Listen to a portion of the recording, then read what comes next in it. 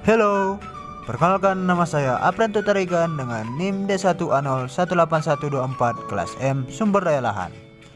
Di sini saya akan menjelaskan materi tentang growing orchids in the home atau lebih dikenal dengan menanam anggrek di rumah. Berikut penjelasan materinya. Untuk menanam anggrek, kita harus berpikir seperti anggrek. Aturan emas keberhasilan anggrek meniru kondisi alam tanaman sedekat mungkin. Di alam, kebanyakan anggrek adalah epipit, artinya tumbuh di objek lain, menempel pada kulit kayu yang kasar atau bahkan batu. Anggrek yang mencolok yang disukai oleh kebanyakan orang biasanya adalah Hybrida phalaenopsis, disebut dengan anggrek ngengat atau Hybrida dendrobium. Kebanyakan anggrek yang dibudidayakan berasal dari daerah tropis. Di habitat aslinya mereka menempel pada kulit pohon atau permukaan tumbuhan lain. Akarnya yang tebal dan putih secara khusus diadaptasi untuk menyerap kelembaban dan nutrisi terlarut. Karena anggrek tropis ini biasanya tumbuh tinggi di pepohonan, mereka terbiasa dengan sirkulasi udara yang baik dan banyak cahaya. Mereka lebih suka 12 jam sehari sepanjang tahun dan membutuhkan intensitas cahaya yang tinggi, hampir sama dengan kondisi tengah tahun musim panas di daerah beriklim sedang. Anggrek menjadi semakin populer sebagai tanaman hias berbunga karena kultivar yang ditingkatkan dan keterjangkauan. Usaha pertama untuk menanam anggrek pada pertengahan tahun 1700-an, mereka terkenal sulit untuk tumbuh. Namun, banyak anggrek yang mudah ditanam seperti tanaman hias. Anggrek cukup tangguh dan dapat bertahan bertahun-tahun di rumah dengan perawatan yang tepat. Keluarga anggrek mencakup lebih dari 900 marga dan sekitar 25.000 spesies, menjadikannya salah satu famili tumbuhan berbunga terbesar di dunia. Selanjutnya, budidaya anggrek. Dalam budidaya tanaman anggrek, ada poin-poin penting yang harus diperhatikan, yaitu 1. Cahaya. Anggrek adalah tanaman yang haus akan cahaya. Untuk hasil yang terbaik, mereka harus mendapatkan cahaya 12 hingga 14 jam sehari sepanjang tahun. Di lingkungan tropis, durasi dan intensitas cahaya alami tidak berbeda di iklim sedang. 2. Media tanam. Media tanam anggrek harus memberikan sirkulasi udara yang baik dan memungkinkan air mengalir dengan cepat. Anggrek dapat tumbuh subur di lumut gambut, kulit pohon cemara, akar pakis kering, dan lain sebagainya.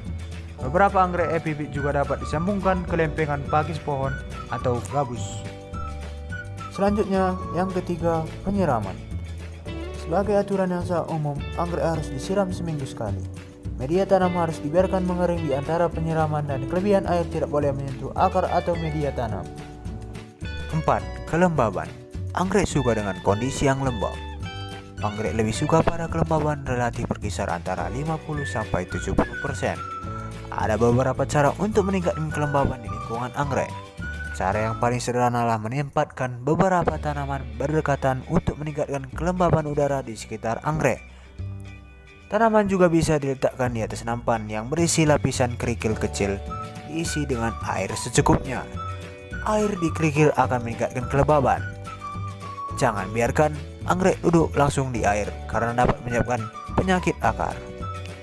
Anda juga dapat meningkatkan kelembaban dengan menempatkan tanaman di jendela kamar mandi dengan menggunakan wadah plastik sebagai pengganti pot tanah liat. 5. Pupuk. Media tanam anggrek memberikan nutrisi yang sangat sedikit sehingga perlu diberikan pupuk untuk mempertahankan pertumbuhan yang sehat. Pemberian pupuk dilakukan pada saat tanaman sedang dalam pertumbuhan aktif. Persyaratan pupuk untuk anggrek sangat bergantung pada jenis tanaman yang ditanam dan jenis media tanam tempat anggrek tersebut tumbuh. Aturan umum yang baik adalah menerapkan pupuk sekali seminggu saat tanaman menghasilkan pertumbuhan baru. Saat pertumbuhan baru mulai matang, kurangi pemberian pupuk pada tanaman. Jenis pupuk yang diberikan pada tanaman anggrek adalah pupuk 10-10 atau pupuk NPK. 6. Repotting atau menanam ulang. Kebanyakan anggrek harus direpot setiap 1 hingga 2 tahun, meskipun beberapa varietas bisa bertahan bertahun-tahun tanpa direpot. Jika anggrek tidak ditanam kembali pada waktu yang tepat, proses berbunga mungkin tidak terjadi. Hampir semua repotting harus dilakukan antara bulan Februari dan bulan Juni. Ini adalah waktu di mana kebanyakan anggrek menghasilkan pertumbuhan baru dan akar yang baru. 7. 7. Sirkulasi udara. Pergerakan udara juga penting untuk menumbuhkan anggrek dengan sukses. Pergerakan udara membantu mengurangi timbulnya penyakit jamur dan bakteri, dan membantu memasuk karbon dioksida yang diperlukan tanaman untuk berfotosintesis. Kebanyakan anggrek yang ditempatkan di ambang jendela akan mendapatkan sirkulasi udara yang memadai. 8. Wadah. Drainase adalah satu faktor terpenting untuk dipertimbangkan saat memilih wadah untuk anggrek. Beberapa wadah memiliki lubang drainase di dasar pot. Tanah liat dan pot plastik adalah bahan yang paling populer sebagai wadah untuk tanaman anggrek. Selanjutnya adalah hama dan penyakit. Adanya hama atau penyakit pada anggrek merupakan indikasi yang tidak beres dengan lingkungan anggrek tersebut. Mungkin tanaman yang ditempatkan terlalu berdekatan sehingga pergerakan udara yang kurang memadai, atau daun-daun mati dan sisa-sisa tanaman yang mengotori area tersebut. Stres pada tanaman juga dapat menyebabkan hama dan penyakit. Tanaman mungkin stres karena penyiraman yang tidak tepat, pemupukan, kelembaban yang rendah, campuran media pot yang salah, kurangnya cahaya, atau perubahan suhu yang ekstrim pada tanaman anggrek tersebut. Hama dan penyakit pada tanaman anggrek antara lain serangga. Hama serangga yang paling umum adalah kutu putih, kutu daun, trips, tungau, laba-laba, dan siput. Jika infestasi terlihat lebih awal, serangga dapat diambil langsung dari tanaman. Selanjutnya adalah jamur dan penyakit bakteri. Phytophthora busuk akar dan Phytum busuk akar adalah salah satu penyakit jamur anggrek yang paling umum. Botrytis hawa adalah penyakit jamur umum yang menyebabkan perubahan warna pada bunga. Penyakit jamur dapat dikenali dari bercak coklat hingga hitam di atas daunnya. Selanjutnya adalah virus. Gejala yang paling umum adalah bunga berubah bentuk, daun yang bergaris-garis, perubahan warna pena yang menguning, pertumbuhan terhambat, dan kematian. Tanaman anggrek yang terkena virus sulit untuk disembuhkan. Pengendalian hama pada tanaman anggrek. Setelah hama atau penyakit teridentifikasi, respon pertama adalah memilih sendiri serangga tersebut atau memotong jaringan yang sakit. Perangkap, sabun, dan minyak adalah alternatif kedua.